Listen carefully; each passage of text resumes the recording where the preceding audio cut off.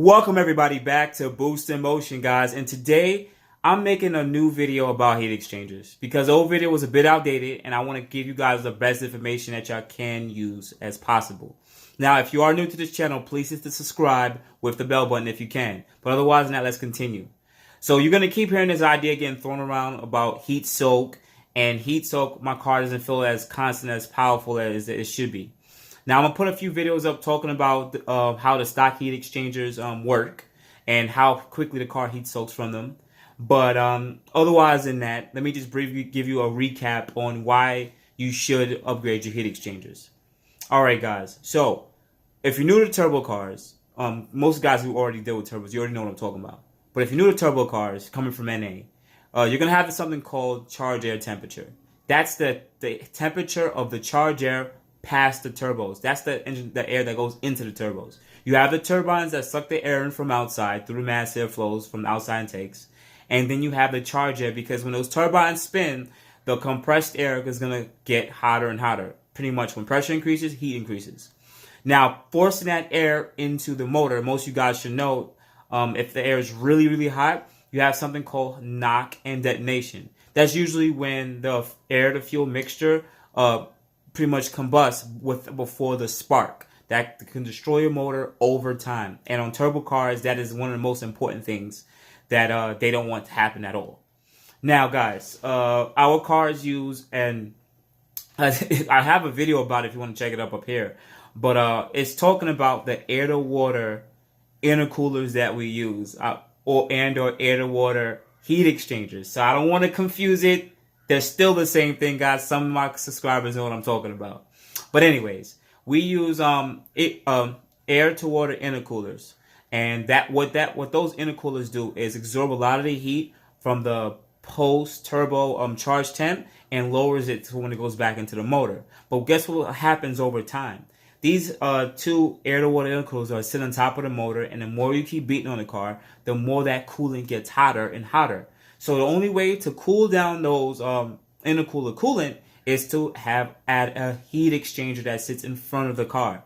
What happens was that pump forces the coolant out of those two air-to-water intercoolers, and the front air dam, pretty much the cooler air, cools off those coolant, and it completely completes the cycle. So I consider this heat exchanger upgrade more of a bigger radiator for your air-to-water intercoolers. All right, guys?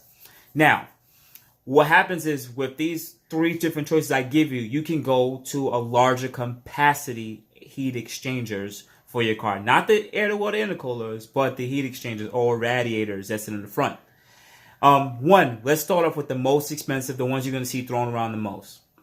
You have AMS's version of the heat exchanger. This is the biggest one, and on their site, they're saying it has a surface area of increase of 151%. That means that rather than just be the top part of the radiator, it pretty much covers the whole front surface, all right? And it has about 400% more coolant. So it's about triple the size, more than triple the size of the stock heat exchanger. What this allows your car to do is keep the coolant for the heat exchangers or air-to-water heat exchangers a lot cooler, because they're going to continue to keep circulating, and it would prevent the car from heat soaking so quick. Now, heat soaking is definitely inevitable. And some of you guys are like, well, what is heat soaking? I still don't understand. Heat soaking is when that coolant gets so hot that it can't cool down the charge air temp. And because the car is going to read those charge air temps, it's going to pretty much reduce the performance, reduce the amount of PSI on the car, because it wants to save the motor. The ECU wants to protect the motor. So AMS's version on their site is about $800. But what makes AMS so great about it is they work with Infiniti, and you can actually go to the Infiniti websites and or your dealers and have the Infiniti version of this heat exchanger installed on your Q50, Q60, Silver Sport, Premium, Luxes, and Reds. Yes, guys. But understand, not necessarily saying that it's not covered, but if, let's say, something does go wrong and you have it installed by Infiniti, they're not going to be like, oh, you have a heat exchanger in your car. Oh, the heat exchanger made their headlights go out. This is what happens with dealers, guys. We know that this happens. So, all in all, this is one of the best products. And looking at this mod, just looking at it, this is a over $1,000 mod just for this AMS heat exchangers, because they're gonna charge you a rate. I don't know necessarily how much Infiniti charges, but let's say they takes 3 to 4 hours from the charge and they charge $150 or $125. That could be about $450, $500 just for installation. So just know that this modification for the AMS version is going to be the most expensive. Okay. Now let's go down to the second most expensive. We're going to talk about the Berger Tuning heat exchanger, and this is the one that I'm actually going with. They actually sponsored one of my old videos on it, so they want me to use their product. All right.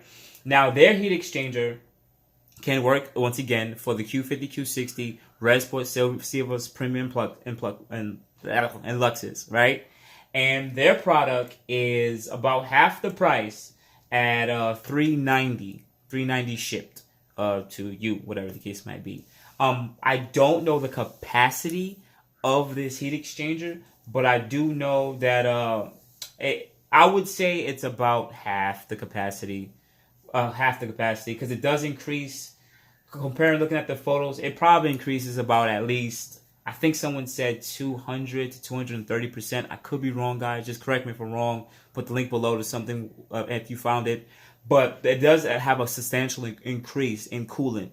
And it does work on the stock hoses. So you don't really need to add anything additional or move anything too much things out the way. Now, some people may have issues with their ICC. You may have the intelligent cruise control.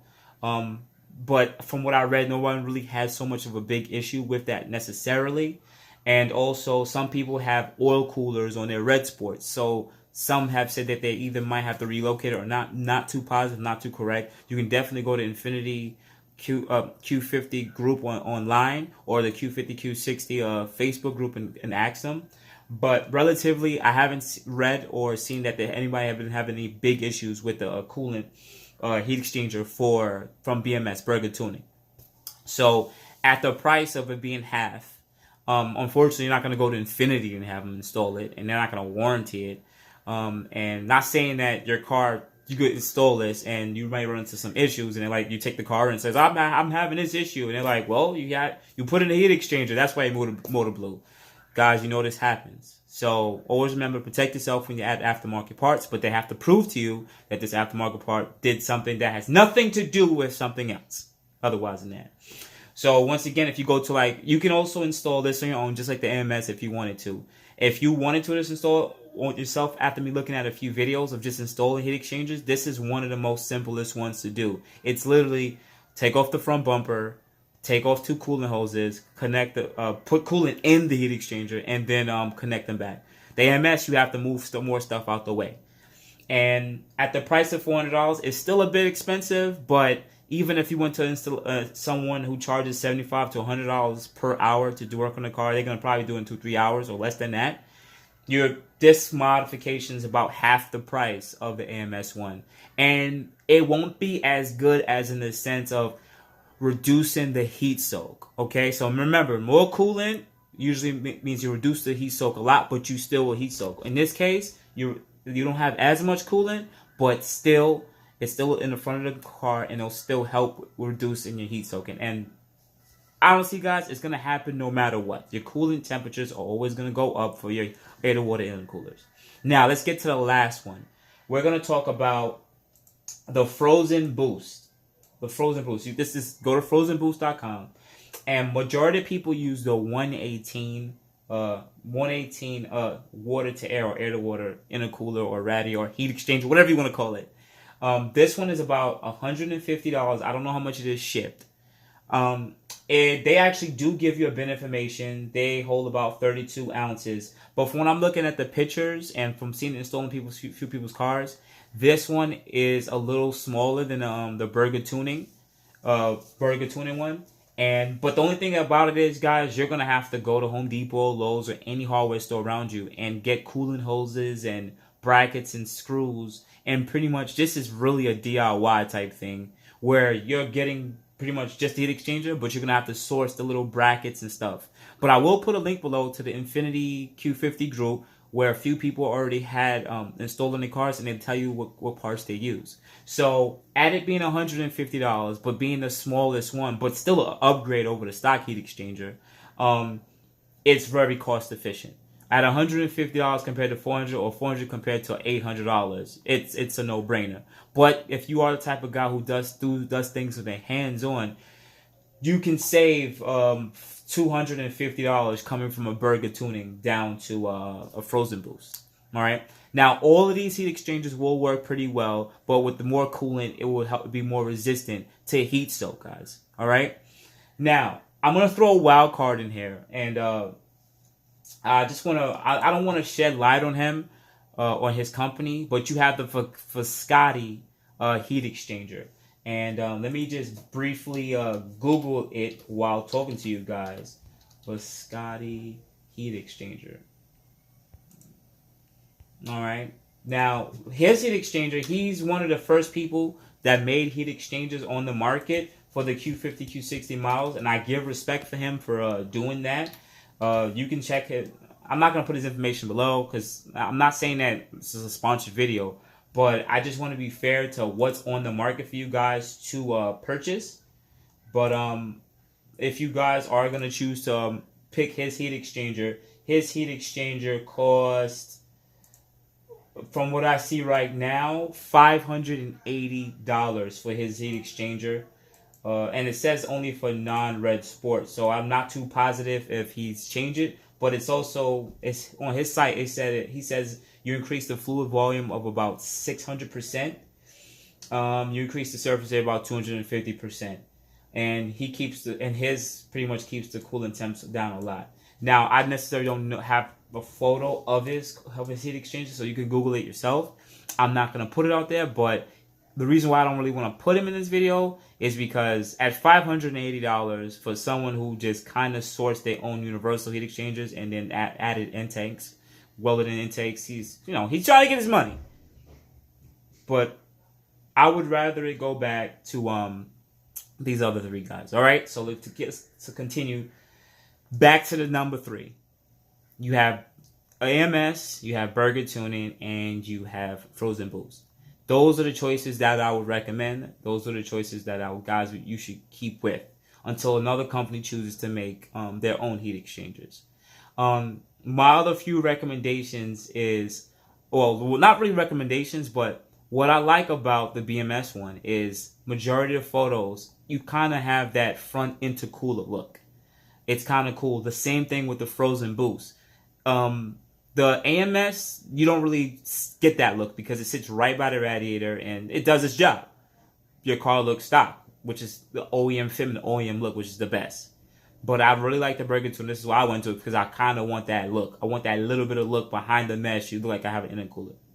But all in all, from all these three, you can't go wrong with any of them. Guys, comment below. Comment below, maybe some of you guys might have installed some of these in your cars and with the issues you might have run into. And one of the top issues that everyone's running into, I may make a short video about it, but when they change out the heat exchangers, there's a certain process that's supposed to be done. Some people think that you're just supposed to connect the heat exchanger without pre-filling it. Now, it's going to introduce air bubbles and certain pockets of air into the coolant system lines. And by doing that, we use electric water pumps for our air-to-water intercoolers. And when those pockets get to it, the coolant is what's supposed to lubricate and keep those electric motors cool.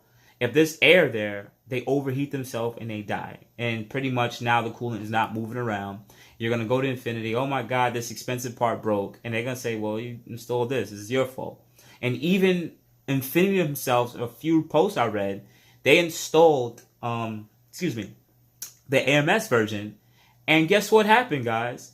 They killed the water pumps too, so they had to change them out and give them new ones.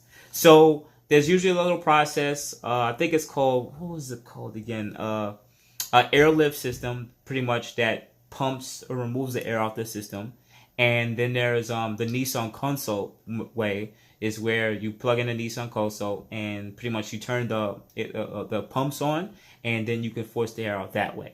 This is through that way. But most of us are just gonna install it and pre-fill it first, and you're gonna drive the car, you're gonna let it idle, and you're always gonna check it every day and keep topping it off, because it's gonna always be introducing coolant into this air into the system. So you keep topping it off, and keep doing that for the next few weeks. That's my only recommendation I recommend. With another thing with the frozen boost, because you're going to be installing your own brackets, a lot of people are not using the right screws, or the intercooler may come loose and shake loose because doesn't have a proper support bracket. So definitely look into that, because that's another thing that has happened with the people who installed the 118. Remember, it's a universal kit. And on top of that, that is it, guys. Those are my recommendations. Stick with those three. Not trying to come at the fourth person, but stick with those three. Look it up. I'm gonna put all the links below to the products, and I'm gonna link you to the Q50 site on how to install the heat exchanger if you want to do it on your own. Otherwise than that, this is Boost in Motion. Sorry for the long video. I just wanted to give you all the information that you can, so you can pick and choose the proper heat exchanger. Oh, wait, to forget it, I know I'm gonna put it in a card somewhere up there that I did earlier, but some people are gonna ask, should you get heat exchangers if you live in a hot area? It's a no-brainer. No-brainer, guys. If you live where it's mostly above 50, 60 degrees all year round, you need to get a heat exchanger for your stock system, no matter what. Do it. I don't care. So another question people ask is, can you run the heat exchangers in not parallel? Not parallel. Get it together.